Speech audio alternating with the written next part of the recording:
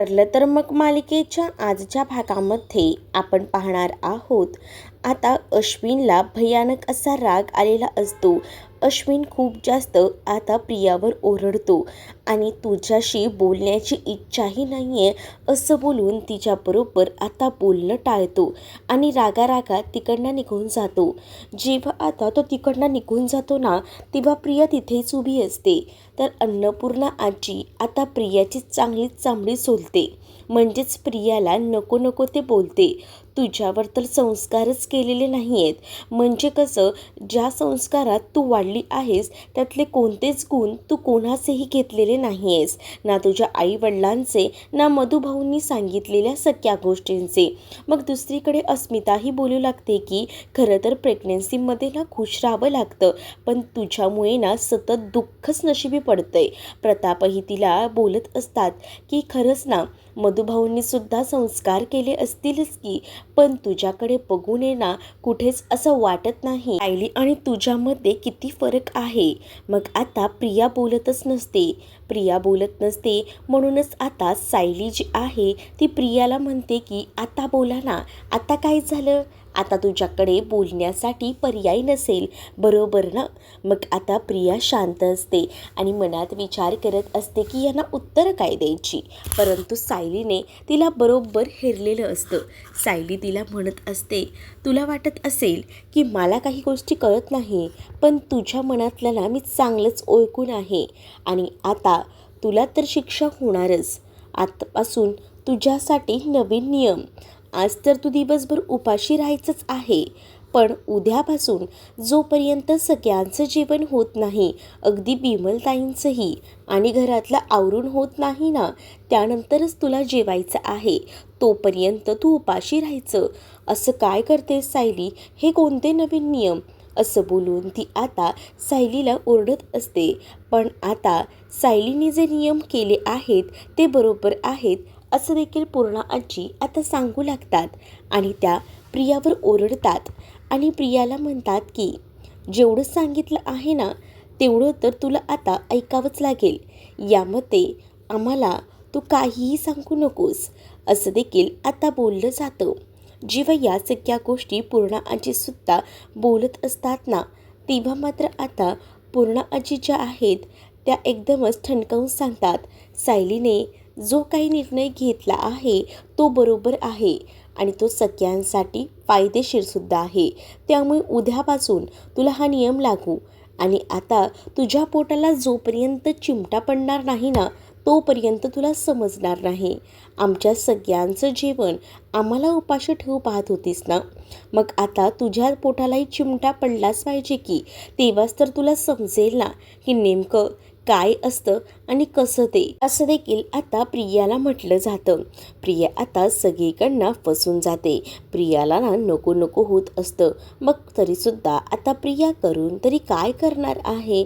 त्यामुळे ती आता खूप मोठ्या संकटामध्ये सापडलेली असते. मग आता प्रियाला न कळून सांगणार नाही आहे, तर आता प्रिया रूममध्ये निघून जाते तिची शिक्षा भोगण्यासाठी. दुसरीकडे आता सायली रूममध्ये असते. सायली रूममध्ये असतानाच आता सायली सगळं काही आवरत असते. तर आता अर्जुनही फाईल्समध्ये काही आपली कामं करत असतो. म्हणजेच हव्या नको त्या सगळ्या फाईल्स थोड्या चाळत असतो. मग आता सायली ही रूममध्ये कपडे वगैरे घडी करून ठेवत असते. मग त्यावेळेला आता अर्जुन सायलीला बोलतो की आज सायली, तू जे काही केलंस ना ते एकदम भारी होतं बघ. म्हणजे कसं, मला असं वाटलं होतं की नेमकं या प्रियाच्या बाबतीत काय करावं, पण तू संयम ठेवून जे काही केलंस ना ते अफलातून होतं. असं देखील आता अर्जुन हा सायलीला बोलून तिचं कौतुक करत असतो. मग आता सायलीला अर्जुन हेही म्हणतो की चला, नेहमीच आपल्यामध्ये कोणी ना कोणी असतं, कबाबमध्ये हड्डी, पण आता आपल्यामध्ये कोणीही नाही. आणि असं बोलून तो हळूच ना सायलीला जवळ घेतो आणि त्या दोघांमध्येही आता रोमांस फुलणार असतो. म्हणूनच आता दोघंही जण एकमेकांच्या अगदीच जवळ असतात.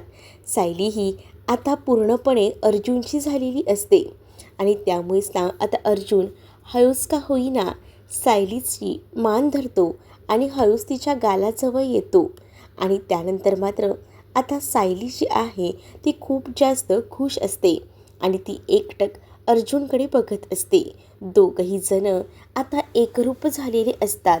तर दुसरीकडे मात्र आता प्रतिमा घरात सगळं काही आवरत असते आणि तेवढ्यातच ना आता प्रतिमाच्या समोर नागराज येतात. नागराज येतात तर प्रतिमा त्यांना म्हणते की आता आता कुठे निघाला आहात. तर नागराज म्हणू लागतो की आता ना जरा माझं काम आहे, म्हणजे सहज असा बाहेर फेरी मारून येतो. तसंही दिवसभर घरातच असतो सुमनची काळजी करत. मग आता म्हटलं जरा बाहेर फेऱ्या मारून यावं, म्हणूनच जरा बाहेर चाललो आहे, असं देखील आता नागराज हा प्रतिमाला सांगू लागतो. त्यावर सुमनवर लक्ष द्यायची गरज आहे. मग हो, मला कळतंय प्रतिमा वहिनी, मी लक्ष देऊनच आहे तिच्याकडे, पण आता जरा म्हटलं बाहेर फिरून यावं. आणि असं बोलून तो आता फोनवर बोलायचं असतं म्हणूनच बाहेर जातो. पण दुसरीकडे आता रविराज खाली येतात.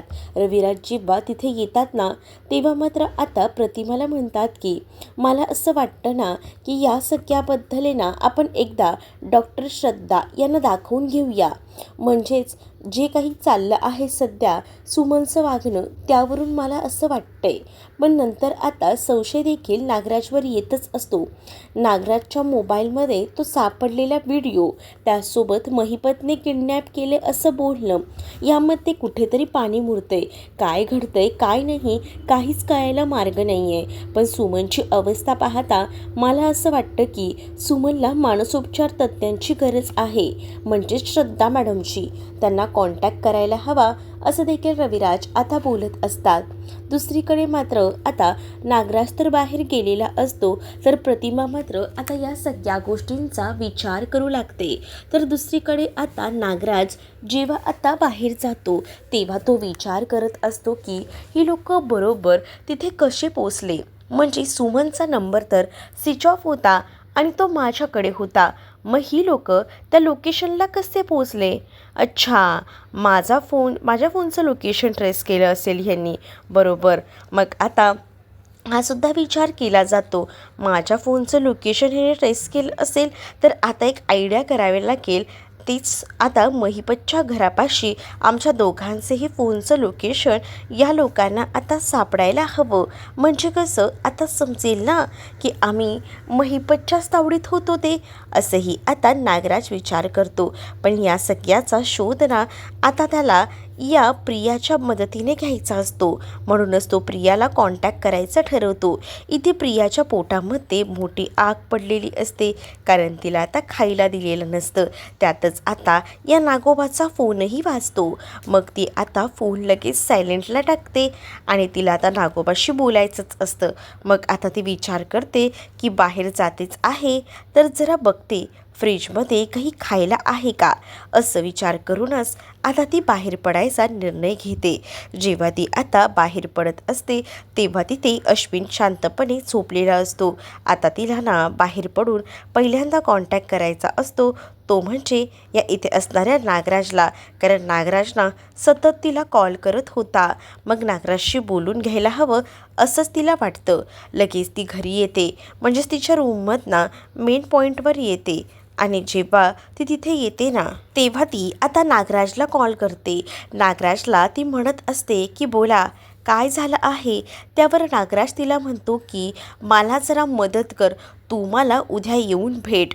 का, आता काय झालंय, इथे घरात मॅटर झालाय, ते मला काही सांगू नको, तुझ्या घरात काय मॅटर झालंय आणि काय नाही ते, असं देखील आता नागराज तिच्यावर ओरडतच बोलत असतो. अहो माझं ऐकून तरी घ्या, मला तुझं काही ऐकायचं नाही आहे. मी जेवढं सांगितलं आहे ना तेवढं फक्त ऐक आणि तेवढं फक्त चाल. उद्या सकाळी तुला मला भेटावंच लागेल आणि नाही भेटलीस ना तर लक्षात ठेव, असं देखील आता सांगितलं जातं.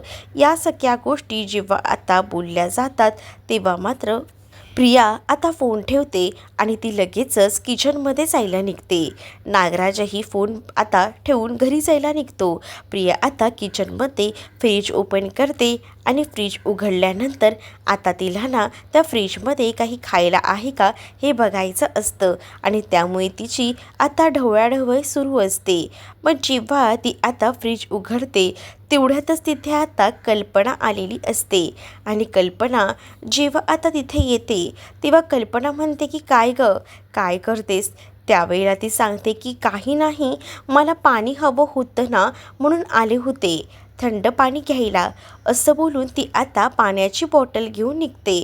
दुसऱ्या दिवशी सकाळी आता सायली आणि अस्मिता थोडासा वॉक घेऊन का होईना आता घरी आलेल्या असतात आणि त्याच वेळेला जेव्हा दोघीही जणी घरात येतात तेव्हा अस्मिता बोलत असते की आता ना आत्ता थोडं बरं वाटते.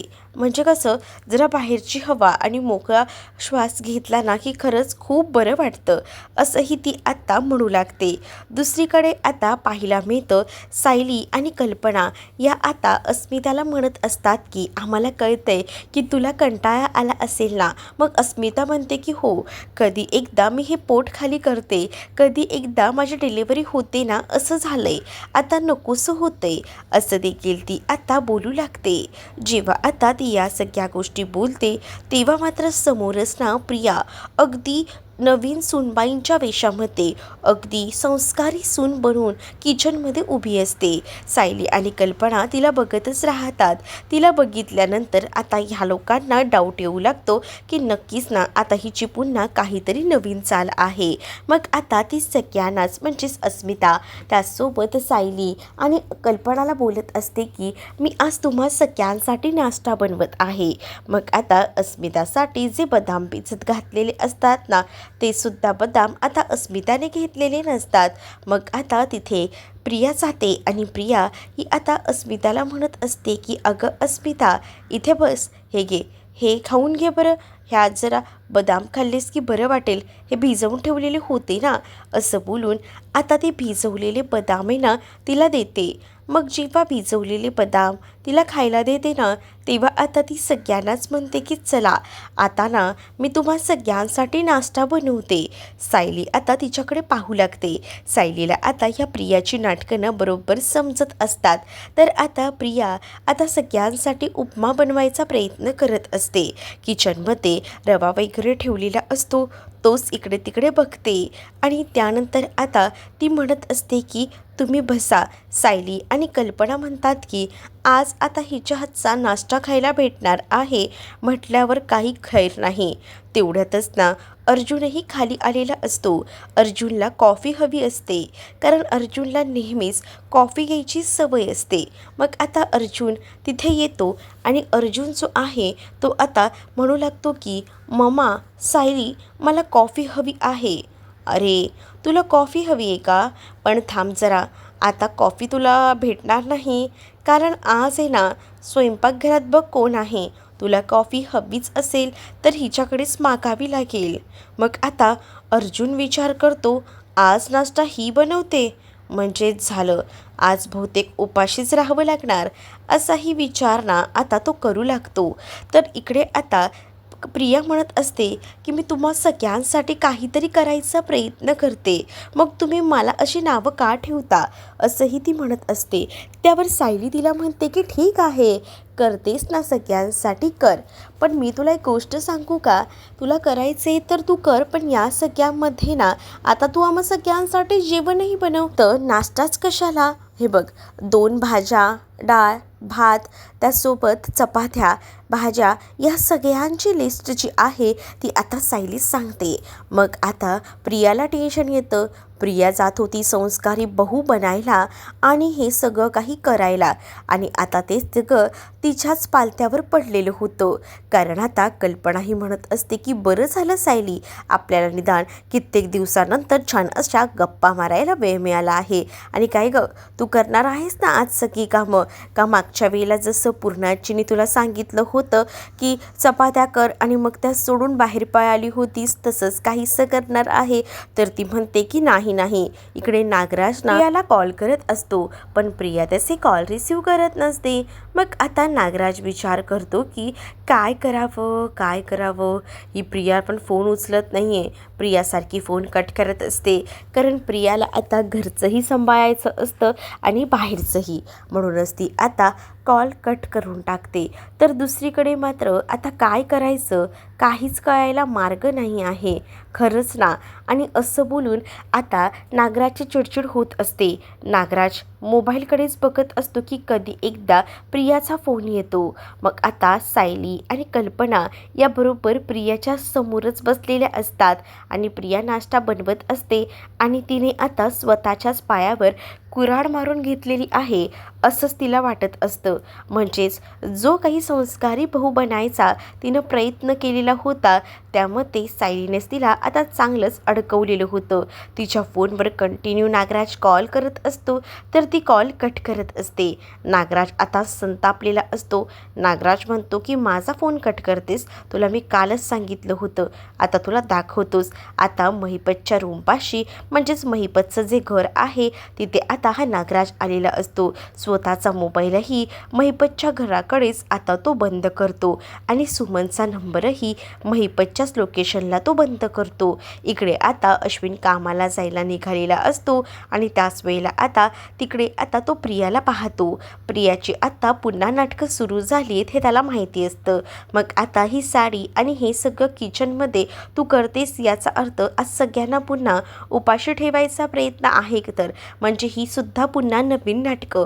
त्यावर प्रिया म्हणत असते की नाही रे अश्विन, मी जे काही करते ते मनापासून करते, समजून घे ना. मी आज सगळ्यांसाठी नाश्ता करते, तूही बस, मी तुलाही देते असंही आता अश्विनला ती सांगू लागते. पण अश्विन तिच्यावर चिडतो आणि रागारागात निघून जातो. इकडे नागराजना बरोबर महिपतच्या घरापाशी उभा असतो आणि त्याने आता ठरवलेलं असतं की जसा माझा नंबर ट्रेस झाला तसा समजा सुमनचाही होत असेल तर दोन्हीही लोकेशनना इथलेच आले पाहिजेत, म्हणजेच महिपतच्या घराकडचे. म्हणूनच ना महिपतच्या घराबाहेर येऊन त्याने दोन्ही मोबाईल बंद करून टाकलेले असतात, म्हणजे ते लोकेशन लास्ट लोकेशन जे आहे ती महिपतच्या घराकडे सापडायला हवं असंच त्याच्या डोक्यात असतं. आणि म्हणूनच तर त्याने दोन्हीही फोन तिथेच येऊन स्विच ऑफ केलेले असतात. महिपतच्या घराकडे फोन स्विच ऑफ केल्याचा अर्थ म्हणजेच ती महिपतच्या हातातच होती, महिपतनेच तिला ठेवली होती असा काहीसा हेतू त्याला साध्य करायचा असतो आणि यासाठी त्याचे हे सगळे प्रयत्न सुरू असतात. आणि त्यामुळेच ना आता मात्र त्याला खूपच जास्त आनंद होत असतो. दुसरीकडे आता अर्जुन काम करत असतानाच त्याला आता सायली फाईल वगैरे आणून देते आणि त्याला कॉफी हवी असते, ती कॉफीही त्याला आणून देते. मग आता अर्जुन जो आहे तो चैतन्याला कॉल करतो आणि चैतन्याला म्हणू लागतो की सुमन काकूंचा मोबाईल हा जो आहे त्याचं लोकेशन आताच महिपतच्या घराकडे दाखवलं आहे. पण हे सगळं काही कसं काही पॉसिबल आहे, पण आता तर सुमन काकू आपल्याच तावडीत आहेत. मग लोकेशन या विचारानेच अर्जुन आणि चैतन्य आता स्ट्रेसमध्ये आलेले असतात, टेन्शन त्यांना आलेलं असतं. पण अर्जुन म्हणतो मी सावंतांना सांगितलं होतं की त्या मोबाईलचं लोकेशन जे आहे ते ट्रेस करा, कारण सुमन काकूंचा मोबाईल अजूनही सापडला नव्हता. मग ती महिपतच्या घराकडील लोकेशन आहे. तू एक काम कर, कोर्टाकडनं परवानगी घे, म्हणजेच आपल्याला महिपतच्या घरी जाऊन या सगळ्याचा शोध घ्यायचा आहे. चैतन्य म्हणतो हे कसं शक्य होईल, परंतु अर्जुन त्याला फोर्स करतो. आपल्याला काही झालं तरीसुद्धा महिपतच्या घरी जाऊन या सगळ्याची झडती तर घ्यायलाच हवी असं देखील आता तो बोलत असतो. आणि असं बोलून आता अर्जुनने कॉल कट केलेला असतो. सायली अर्जुनला विचारते सुद्धा की काय झालं आहे. त्यावर अर्जुन सायलीला आता घडलेली हकीकत सांगू लागतो. काकूंचा नंबर त्या घराबाहेर मला सापडला आहे आणि तेच लोकेशन ट्रेस झालं आहे असं देखील आता सांगू लागतो. मग आता त्या लोकेशन ट्रेसिंगबद्दल जेव्हा आता सायलीला समजतं तेव्हा सायलीला सुद्धा धक्का बसतो. सायली म्हणत असते म्हणजे आता आपल्याला महिपतच्या घराकडे जाऊन सगळ्याचा शोध घ्यायचा आहे का. अर्जुन म्हणतो परवानगी भेटली ना की आपल्याला पहिल्यांदा तिथे जायचं आहे. तर पुढील भागामध्ये आपल्याला तेच पाहायला मिळतं की जो नवीन प्रोमो आला होता. सायली, अर्जुन, चैतन्य हे तिघही जण मिळून महिपतच्या रूममध्ये गेलेले असतात. इकडे तिकडे शोध घेत असतात. तेव्हा त्यांना एक फाईल सापडते. पेमेंट डन NK असं लिहिलेले दिसते फाईल आणि त्यामुळे त्यांना समजतं की या सगळ्याच्या मागे नागराज किल्लेदार सुद्धा आहे आणि त्यामुळे आता सायली, अर्जुन या सगळ्या खेळामध्ये पुढची नवीन खेळ काय आखतात हे पाहणं तितकंच इंटरेस्टिंग असणार आहे. तुम्ही जर आपल्या चॅनलवर नवीन असाल तर चॅनलला नक्कीच सबस्क्राईब करा. चला तर मग भेटूया पुढच्या भागामध्ये. तोपर्यंत टाटा, बाय.